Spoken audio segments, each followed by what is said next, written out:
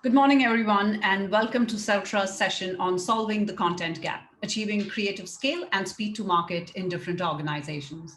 My name is Rashida, and I'm the General Manager for APAC. Today, I'm going to take you through some very interesting insights or consumer conundrum in APAC, followed by what is the creative content gap. We'll also talk about centralized versus autonomous organizational setup, and finally, some key takeaways. So we all know that the pandemic has led to a massive shift in consumer behavior from, moving from offline to online. And a study done by Forrester said that 33% of consumers don't plan to resume normal brick and mortar shopping habits. Now, retailers are aware of this. And, we as consumers also are probably nodding our head right now in agreement that we bucket ourselves into this 33%. What has happened is that even the media spends have shifted from traditional to online. What has this led to? It basically shows the number of ads that we as consumers are seeing on a daily basis. And therefore, the study that Celtra did a few months ago also showed that 36% of consumers are annoyed by the ads they see too many times. And that too because they are highly, highly generic. Now, out of those same consumers, 87% of consumers said that they want to see variety with the type of different storytelling approaches that brands take. Not just that, but they also end up distrusting any kind of brand when its ad or the content does not match the brand's website or its app. So this leads to a lot of pressure on marketers because if you had to summarize it, here's what it would look like. Consumers want more variety, but they also want consistency in the brand storytelling. And that too, it needs to be done with very high quality. This has led to a lot of demand when it comes to content creation. It's exploding, and this is owing to the number of products that need to be advertised, the campaigns that need to be launched, always on versus tactical campaigns. Then there's so much of first party data, and you want to create these personalized experiences. And these personalized experiences need to be activated across all the different channels. And then it needs to be localized. So if there's a global or a regional brand, you need to incorporate those local nuances in it. And unfortunately, that is what creates a lot of problem because the production resource is pretty much stagnated. You also see that there is a massive delta between the volume of the creatives that are required versus what is actually being produced. And that is what creates what we call as the creative content gap challenge. Now, if you look at the existing setup, here's what it would look like. Brands that have got in-house team, they would have an army of designers. Or then there are brands who have a hybrid, or sometimes they purely depend on external creative agency. Regardless of this, if you look at the way they work, is these designers are using offline tools like Adobe Suite, etc., produce not just the key visuals manually, but they also do the adaptations manually. And once these ads are ready, they hand it over to the media team or the campaign managers to traffic it manually across all the different paid and owned media channels.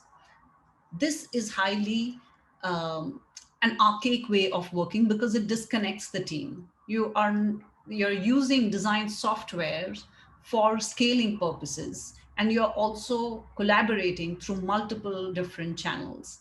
Now, this leads to many other problems when it comes to trying to achieve that speed that you require. One is if you want to address that content gap, if you want to produce more content and make it more as real time as possible, you're expecting the designers to incorporate each and every single line item manually at a very high speed, which is next to impossible. Then what's even worse is it's not just the first round of production. We are even talking about review and approvals. And sometimes when those require iterations, they have to go and build it ground up. So they need to incorporate those changes one by one into every single asset. That really, really slows down the entire speed of production. Then the other problem that brands or retailers face is, there are certain ready templates available on certain channels, which are great to use, but these are quick fixes, which means there are a lot of other brands doing the same thing. And so how do you manage to keep your unique brand voice intact? by using generic template, it it does not help you to differentiate yourself from your competitors. And then in certain instances, you also have brands that want to do innovative creatives. So they either give a free hand to the designers, or then they share it across different production houses. Now, the output of the ads are great individually, but that same campaign might end up looking extremely different from one channel to the other. This inconsistency can also violate your brand guidelines. So as a result, you will see that it has a huge business impact. First is the speed to market. That itself means you are missing out on some very important business opportunities, because either your campaigns are staggered, or then they are probably you're missing out on certain deadlines. The second is the loss of brand equity. This is probably because of the inconsistency of ads or the compromised unique brand voice that I talked to you about. And lastly, if you're talking about revenue loss also in the form of team churn or team burnout, if your team member, this is a very understated problem, but because of this huge demand in content generation, designers are working through the night or sometimes even on weekends to be able to produce or meet those deadlines and adhere to the brand guidelines as well. End of the day, it's very, very cumbersome, burden. They're highly burdened, and it's also very frustrating for them. At some point, businesses start seeing that it's adding up to their revenue loss as well. So this problem can be sorted out through creative automation. What it does is it does not disrupt your existing setup, but rather empowers your design team to focus on more strategic work, to focus on the design and concept, and then leave all the mundane and repetitive tasks to the creative automation software. And with the help of these API integrations that are in place, you can actually push these ads directly into your paid and owned media channel, which means all the stakeholders involved in the entire production life cycle can collaborate through one single platform without losing out on time, without putting in too much effort, and getting that campaign out on time. So here's how it would work. Basically, the platform is segregated into two parts. When you look at the authoring tool, the designer is actually importing the key visual into the template builder. And then the content that goes within that template is separated, which means your copy, the call to action, product image, background image, all of this is sitting in a very well organized fashion in that sophisticated Excel sheet, for the lack of a better word. That basically helps to support in building the different permutations and combination that is required through this one single template that you see on the bottom left. Once that is done, the platform automatically spits out or generates those different variants that are required. We will talk a little more in detail in a bit. So when you speak about efficiency and productivity gains, you can look at the three different pillars of the platform. First is the production itself. So whether it's a static ad or animated banner, or if you're talking about video, anything that you are creating through the authoring tool, you don't need any kind of coding to be done. Everything is done through simple drag and drop. And then you can actually scale it across the different sizes or different variants where you want different type of content that goes within it. That can be done through the platform itself. The second stage is the review and approval. Again, you don't have to set outside the platform. All the stakeholders involved in the approval process, it could be the project manager or the content manager or the marketer and the designer. They can collaborate in one single environment itself. And then lastly, we were talking about the distribution. So like I said earlier, through the API integrations, you can actually push these ads directly into the desired channels. The benefit of that is that when there's any kind of iteration to be done, you don't have to re-traffic these ads. You go straight into the authoring tool, make the change, save it, or you can do that in the feed editor as well, depending on what the iteration is. And then once you hit the save button, it basically helps to push that ad. So there's a lot of time saving in the whole process, and it takes away all the mundane tasks out of the game. So in a sense, if you have to look at how we summarize this, first is you are able to scale up your production by leaps and bounds. You may already be doing your creatives in the most sophisticated and that is high quality of creatives that are being produced. But here you are able to achieve that scale by retaining that creative excellence. Um, then the next thing is that you will be able to do it with speed. So you are able to launch your campaigns on time or actually get it out of the door in a much faster, efficient way. And lastly, you're able to have complete brand control, regardless of it being one single market or multiple markets. So now talking about the organizational setup. This is very, very relevant in the Asia Pacific region. There's so many e-commerce brands and so many retailers who are set up in this fashion where they have a centralized team and they are producing not just the key visuals, but also the entire content across all the different markets. And then you have brands which have autonomous setup. It's just because of the sheer nature of the business, which requires local teams to produce the local assets. So let's take a look at it individually. When we talk about centralized creative production, the setup typically needs one single team. So they cater to all the creatives that are required across all the different markets. There are times when they have local market campaign managers, and so the creatives, the media ready assets go to them. Otherwise, the regional teams produce key visuals and they cascade it down to the local markets and they localize it. So it could be a combination or it could be just either or. The use case over there is global toolkit production, where you're working through one single set of templates. And then the main driver for the scale is, of course, the localization that is required. So if you have limited number of products, but you want to, scale it across different markets, but want to make it as localized as possible, and then there are so many different channels to activate and so many different sizes to take care of, this is where the whole global toolkit actually comes into play, and it's very, very helpful. What challenges you are addressing? One is the inconsistency of the design output. Setups like these always tend to have a problem where the key visual looks fantastic, but by the time it goes to the local market, that final media ready output looks completely different from what the key visual is. A second thing is the speed to market, right? Where you are creating these key visuals and there are so many different things that need to be, so many different types of content that needs to be added, so many rounds of iterations that are needed. It's because of the entire archaic setup, because there is no single tool for collaboration. And all of this creates the entire process to become extremely slow and cumbersome. How this can be solved? It can be done through the global creative toolkits that I spoke to you about, where templates can be created, and then you can use this to create different types of variety if you want, or even different variants, wherein the template remains the same, but that one template will allow you to create different types of experiences. It can be cascaded into a local market, or that same team who's producing the ad can use that same template to either change the pack shot, the background image, the talent, the copy, or the call to action. And you don't have to create this ground up or in silo for every different experience that you want to do. It can be done through one single key visual.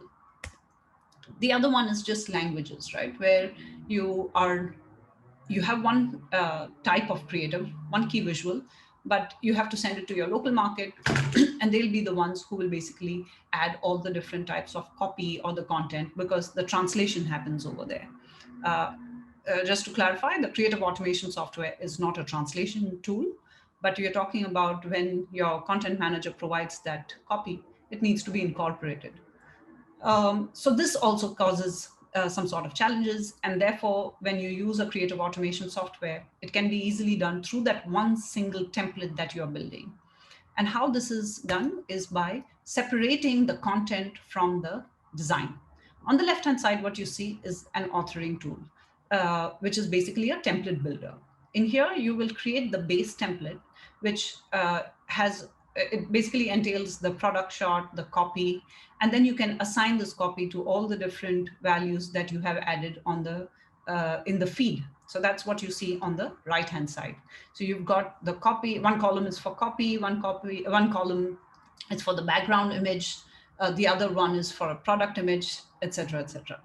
And then these feeds, every single line item gets populated into its respective placement within the template, and then it generates all the different permutations and combination required. So in essence, just to simplify it, the designer is working on the template builder. You create that beautiful experience once. The feed editor is created by the content manager or whoever is responsible for adding, for putting this content on. And then the platform marries the two and helps to generate. So there's a lot of time saving over here where the designer is not doing that manual job of adaptations of various sizes or the various variants that are required, but rather creating more variety to be able to uh, have better creatives, so do more quality work, add a little more animation, or try out different types of creatives and experiences for more testing and learning. So just one good case study over here. We work with a global B2B to C company. And what they saw was that campaigns that needed to be activated in 7 markets that incorporated 7 different languages, by using Celtra's creative automation software, it took 45 times faster to go to market, where it reduced their manual work from 90 hours to 2 hours. And this was primarily the adaptation. So they saved about 98% of time. Can you imagine how much more bandwidth they created for the designers to be able to do more? So huge ROI there. Let's take a look at the second type of setup. This is for a lot of other e-commerce brands who we work with. Again, their challenge is different. Quality is great, but sometimes it's just the sheer quantity. We're in the centralized setup. It's mainly one single campaign that needs to be scaled across multiple markets. But when you look at autonomous local teams and the way they are set up, is they may have a common campaign, but they end up looking very different. A Christmas campaign will look completely different in Philippines from what it would look in Hong Kong or what it would look like in Singapore. And so the local markets prefer creating their own key visuals. Now, the challenge there is that these brands or the retailers, because there are so many different types of products, they also have a lot of multiple campaigns that need to be activated in 1 month. So a month probably could have 10 to 20 different campaigns or more. And each of these campaigns have about 10 different creatives or 10 different sizes. So their setup is something like this, where local markets have full control over the creative, the design, as well as the concept. And the use case over here is that the volume is large because of the promos and the number of campaigns. So it will not be languages. It will probably not be different variety, but it will be one small campaign, but many such campaigns in a month's time. And the main driver for the scale is, like I said, it's the number of the monthly campaigns and their corresponding media plans. So there's a huge challenge in this kind of a setup also, where every time they have to create a new campaign, they have to build everything ground up. And all of this has to be done with those unique campaign assets. So just auto-generating all those sizes for multiple campaigns can be very daunting for the designers, right? So here's where the creative automation software can help. One is you've got the layout ready, and all you need to do is just auto-generate it into the different sizes for all the different channels that is required. So this is social, this is Google UAC, your own media. So that could be your website, your own app, or sometimes even EDM. And rather than spending a lot of time, you can actually just import that key visual into the software, and the platform will recognize all the different aspect ratios and spit out all the different sizes needed. Huge value over here, because the designer can now quickly switch to the next campaign and be ready well ahead in time. So this is where the automated pre-production could help, where you're looking at one single image and you can highlight that aspect of the creative, which can be auto-cropped as well. So the only source asset that needs to be uploaded is to the content feed is those large volume of assets that are needed. So that's where the biggest value is. So final takeaways, what is the most important thing is once you have identified your consumer journey, you have identified what is your organizational setup. You need to also find out what is the root of your content scaling challenge. So two options over there. One is first, how's your organizational setup? Do you have one single team that's created content for all your different markets? Then you need to look at how many such campaigns are you creating, and do you need one campaign that needs to be scaled across all the different markets, or is it different markets? It's the autonomous local market team kind of a setup where you have small number of sizes or small number of variants, but multiple campaigns that need to go uh, live in 1 month. Takeaway two, whatever is your use case, use platforms that can bring teams together to collaborate. It's very, very cumbersome for designers. I'm sure you, as marketers, you're all aware, but this is something that is highly, highly painful. One of the biggest pain points for designers and content managers and project managers to work across so many platforms just to complete one creative life cycle. And the last takeaway is leave the repetitive content scaling tasks to the machine. Designers are meant to do more creative work, not mechanical work. And with that, thank you very much for your time. I hope you found this insightful and valuable. Please feel free to reach out to us. Thank you.